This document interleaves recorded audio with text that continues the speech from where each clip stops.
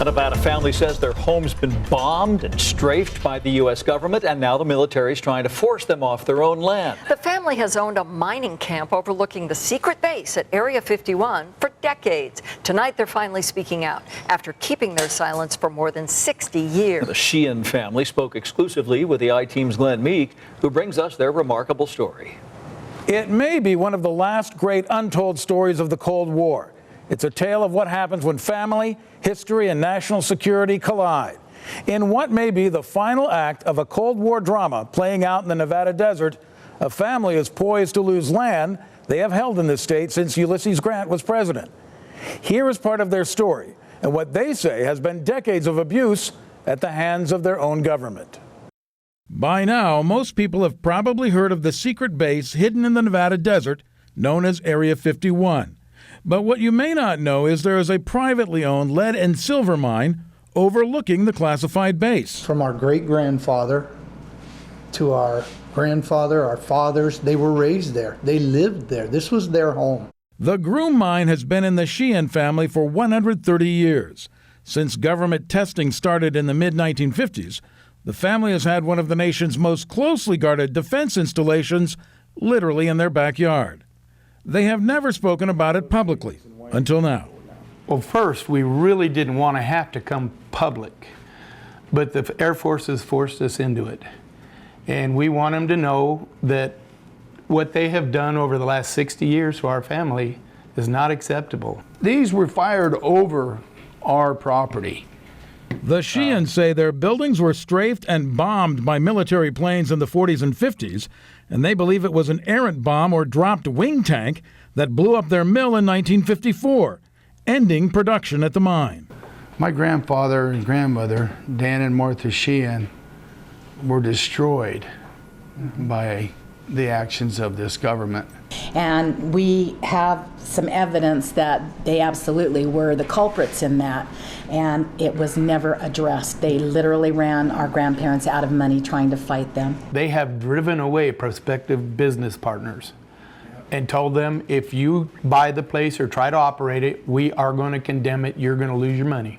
In recent decades, the government has withdrawn large tracts of land around Area 51 and posted sentries to keep prying eyes off the base. We've been illegally searched. I was threatened to be arrested on a trip when I was going out one time. The guard told them that they wouldn't hesitate to shoot them. They held people at gunpoint. They withdrew 89,000 acres of land, surrounded our property, made us an island. But 6 years before that, they placed a security shack on the road that our grandfather built for access to our own property and started requiring us to go through their checkpoints. This map shows the location of the Groom Mine in connection with the former nuclear test site, the Nellis Gunnery Range, and Area 51, which today are under the same defense agency umbrella. But these secure areas grew up around the Sheahan's mine, which has been in the family since Ulysses Grant was president. Now, we're not saying what they're doing is unimportant and doesn't need to be protected. We get it, but we've been there alongside these people since 1955. Right. And the truth is, as we talked about often, is you can get more view of what's going on that base through Google Earth and pictures that are out there all over the internet that we haven't put out there. And what we're hoping is that our representatives say enough's enough. They need to step in and they need to fix this. Now, citing the incompatibility of private land in the middle of defense testing, the Air Force is essentially giving the Sheahans an ultimatum. Accept a $5.2 million buyout for the 400 acres in their possession, or face having the land condemned and taken through eminent domain. The Sheahans find the offer insulting. I mean, that's really what we're talking about.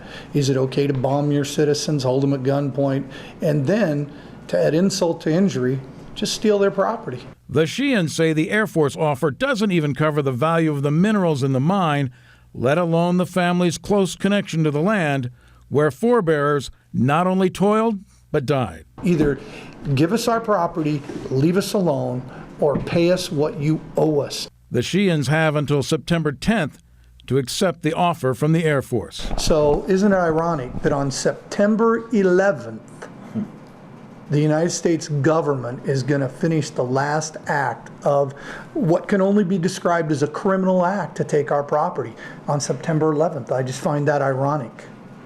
It's sad. Glenn Meek, 8 News Now. Now, the Sheahans say they have documents to support their assertions about having buildings shot up or blown up by the Air Force. They want everyone to know they consider themselves patriots and they respect the Air Force, but they believe the Air Force's offer is woefully inadequate. We also reached out to the Air Force for comment, and though a spokesman did not return Glenn's call, the Air Force did issue a press release on Friday saying security and safety issues have made it impossible to continue with civilian ownership of private land in the test area. You can read the full statement on our website. The Sheahans disagree that the Air Force has been reasonable. They plan to fight their cause in Congress, possibly in court, and certainly in the court of public opinion. The family that owns a mining camp overlooking the secret base at Area 51 may have spent their last holiday on the property. The Sheahan family faces a Thursday deadline to sell the property to the Air Force or have it condemned and taken by the government through eminent domain. The I-Team's Glenn Meek has been speaking with the family about the issue, joins us with these latest developments. Well, the family has called the Air Force offer woefully inadequate. That offer is roughly $5 million shared by 20 people for about 400 acres of land, including a silver mine and all the mineral, water, and timber rights. Now, that mine has been in the family since 1889, long before secret testing started in the mid-1950s at the nearby Groom Dry Lake. But the family hasn't been able to work their mine since the mill was blown up in 1954, possibly by a fuel tank jettisoned from an Air Force jet. Different family members visit the property about once a month, sometimes to get away, sometimes to conduct maintenance on the mining claims. The Sheahans recently spent what might be their last Labor Day weekend at the mine under the threat of condemnation. We want them to leave us alone. This is our property. It's legal. These are patents that were signed by Ulysses S. Grant. We're not talking about, brand new stuff. And we are not their threat. We have been trying to be really good neighbors for all of our lives, and so have our grandparents and our parents. Now, ironically, back in 1984, the Air Force sent the Sheahans a letter promising them continued access to their property, even though about 89,000 acres of public land had been withdrawn around Area 51 for security reasons. The letter states, the Air Force could only terminate your rights through condemnation or purchase of the property. We have no intention of initiating such actions. The Air Force now says that private land ownership in the testing area is incompatible with security and safety concerns. That full Air Force press release is on our website. The Sheahans have until Thursday evening to accept the buyout, but family members have already sent a letter to the Air Force rejecting it. And the family is hoping that Congress will get involved, but when the I-Team contacted our federal delegation, only Representative Dina Titus responded, and her response was no comment. We did not hear back at all from Senators Reid and Heller, nor did we get a response from Congressman Hardy and Heck, but radio silence, at least to us. No chance they're going to be there with guns defending their land. I don't think that's going to happen, but I think they are going to fight it in the court of public opinion. That's where it should Congress. be. All right, thanks, Glenn. Private land overlooking the secret base at Area 51 has officially been taken from the owners and transferred to the Air Force. Now, last month, the Air Force condemned the Groom Mine property when the family that owns it rejected a government buyout they felt was unjust. The I-Team's Glenn Meek broke the story of the family's fight with the government and joins us with this latest development. Yeah, the Sheahan family, which had owned the mine up until now, had expected an uphill fight. And they also expected that the government would probably end up taking the land through eminent domain, even though the Sheahans owned it since U.S. Grant was in the White House. Now, literally with the stroke of a pen, a federal judge has turned the land over to the Air Force. And the only part of the fight left for the Sheahans is compensation and what will happen to the equipment, buildings, even human remains still at the site. In the remote central Nevada desert, the Groom Mine has been an island of private property surrounded by a vast government buffer zone. The buffer zone is patrolled by security troops to prevent people from getting a look at the secret Air Force base at Groom Dry Lake, better known as Area 51. The family that owns the mine overlooking Area 51 has been at odds with the Air Force, which condemned the property last month after the family declined a $5.2 million buyout. I have a Not geologist monetarily. friend who I took out there who's just a buff and, gets into digging and all. And he said it is literally almost priceless. There is so much there, just not only in the ore that's in the ground that can be mined, but in all of the intrinsic value of what's Yes, on the I agree with land. that. What's on the land includes buildings, mining equipment, and the remains of kin who worked the mine since the family acquired it in the 1870s. And there's the question of indignities suffered by the family from nearby government testing over the years, including buildings strafed by military planes and radiation drifting downwind from above-ground nuclear shots in the 50s and 60s. This has been, like I said, a 60-plus year, nothing short of criminal activity on the part of the federal government, the AEC, Black Ops, CIA, you can go on and on. And now what the Sheahans see as the final indignity. On September 16th, federal judge Miranda Dew signed this order in the condemnation case, giving possession of the Groom Mine property to the United States government.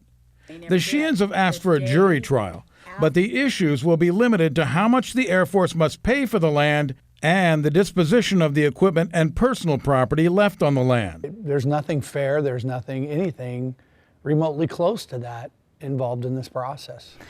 But there never has been either, so, it's nothing new. But we would like to change it, at least to get our stuff out and be paid the value.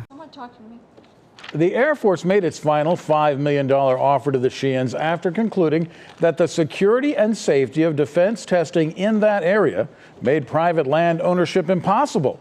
The condemnation case the Air Force filed values the land at only $1.5 million. The Sheahans say it's worth much more than that, considering the value of the minerals in the mine, the abuses the family has suffered over the decades, and the land's historical significance. And of course, coming up at 9 at 6, we're going to see a matriarch of the Sheahan family who went out there and takes a sad final look at the final resting place of her husband. A lot of history there for them. Oh, absolutely. Thank you, Glenn.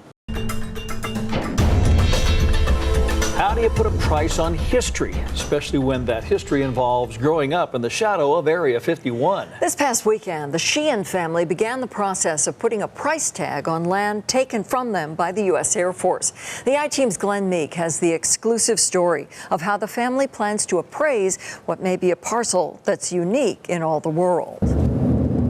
You're riding along with the Sheahan family as they approach the perimeter of Area 51. But they're not intruders, they've been invited. Until recently, the Sheahans owned this mining camp overlooking the secret test base at Groom Dry Lake. In September, the Air Force took the property through eminent domain after the Sheahans declined a $5.2 million buyout, which the family called woefully inadequate. This is a very, very unique property. It's going to be one of those properties which will require a very unique and particular type of appraisal analysis because of its unique aspect. Unique, certainly, for being the last privately owned parcel within the test area surrounding Area 51. The Air Force said in a press release it needed the land to ensure the safety and security of testing there, which began in the 1950s, though the Sheahans owned the land since the 1880s. Now that it's been taken by the Air Force, the remaining issue before a court is how much the government must pay for the land. That's what brought the Sheahans out this past weekend, to begin the process of appraisal and to itemize personal property for eventual removal. But how do you put a price on a century of family history? Our history is something that they can't take from me. Now, the personal property, that's different. We want our personal property back. There's 130 years spread over 400 plus acres. In future visits under the watchful eye of Air Force security, experts will accompany the Sheahans to the mine site to try to put a value on the land itself, which may be unique in all of America. Not only the unique aspect that it's located in the area of Area 51, you have the minerals that are in the property, you have the water which is in the property, and we've been looking at the other historical aspect of the property. I mean, this property, again, has been in their family since 1880. In court papers, the Air Force valued the 400 acres at only $1.2 million. The Sheahans say they want a federal jury to decide what it's worth. Glenn Meek, 8 News Now. Thank you, Glenn. The Sheahans would like to see the Groom Mine protected as a National Historical Site, although average folks probably won't be able to visit there in the foreseeable future.